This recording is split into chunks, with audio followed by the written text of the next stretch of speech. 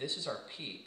We relate that peak over to this point here and this point here. This point over here is this point right there. Now, we have the negative swing of this, but what's happening is, in order to deal with the negative swing, since we can't have negative intensity here, what we do is we do a mirror to reflect that. So when we get to that point, it simply reflects that wave.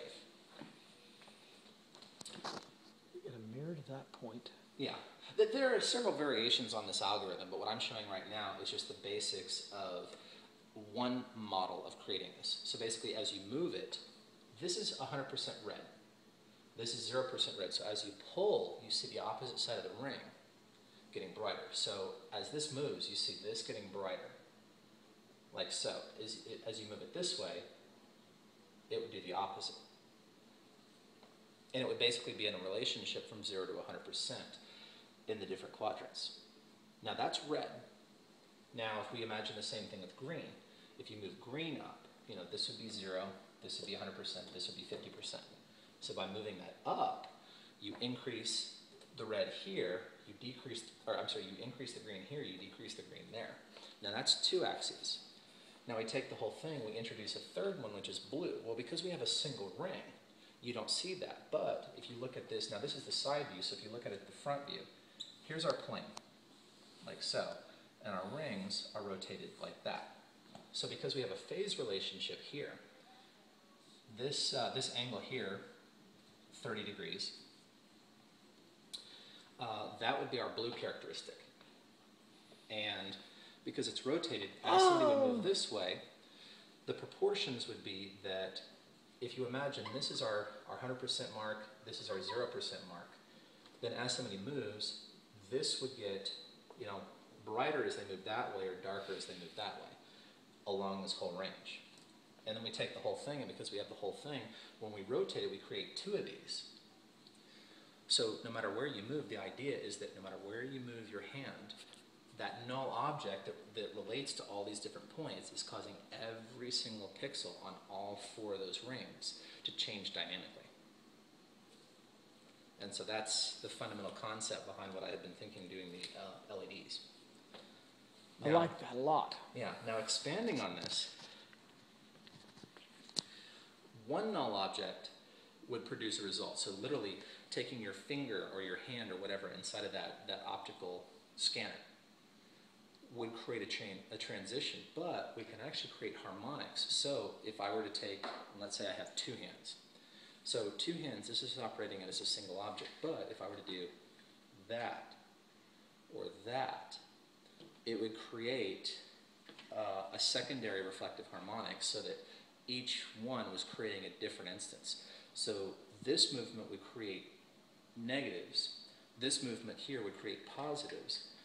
The constructive interference would create a new color dynamic, and the destructive interference would create another dynamic. So you would actually create a dynamic rainbow effect. So instead of being a linear rainbow that's traveling all around a ring, you end up having a phased rainbow where you end up getting different kinds of Moiré effects.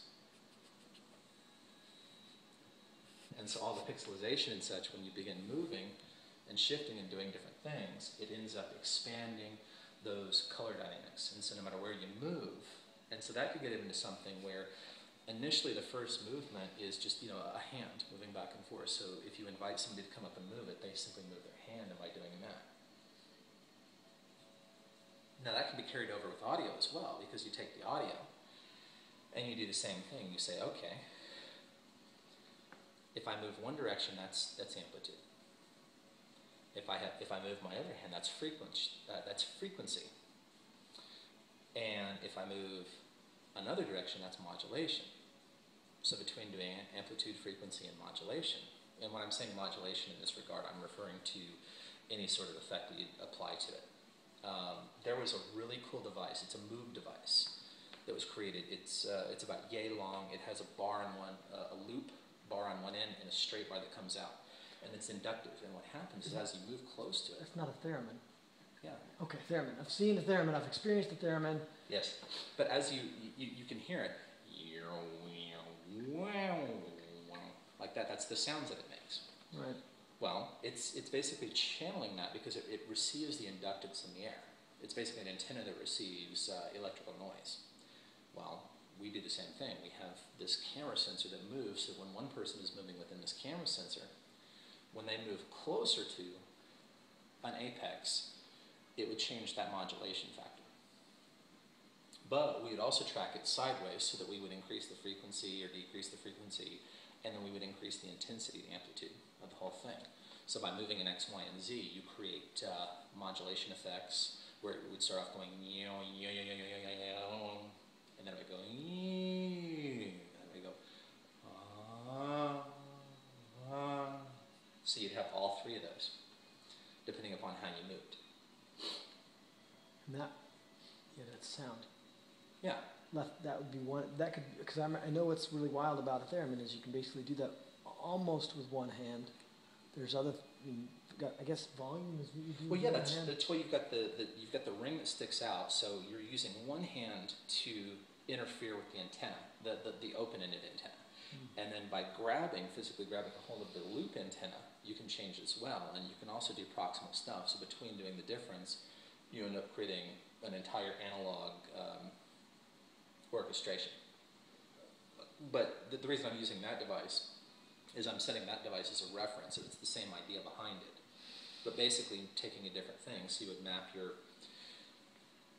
and I think amplitude,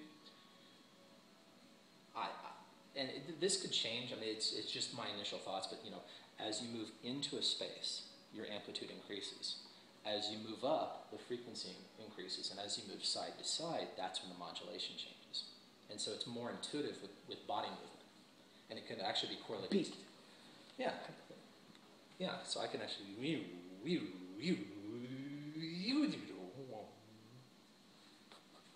so all kinds of stuff like that.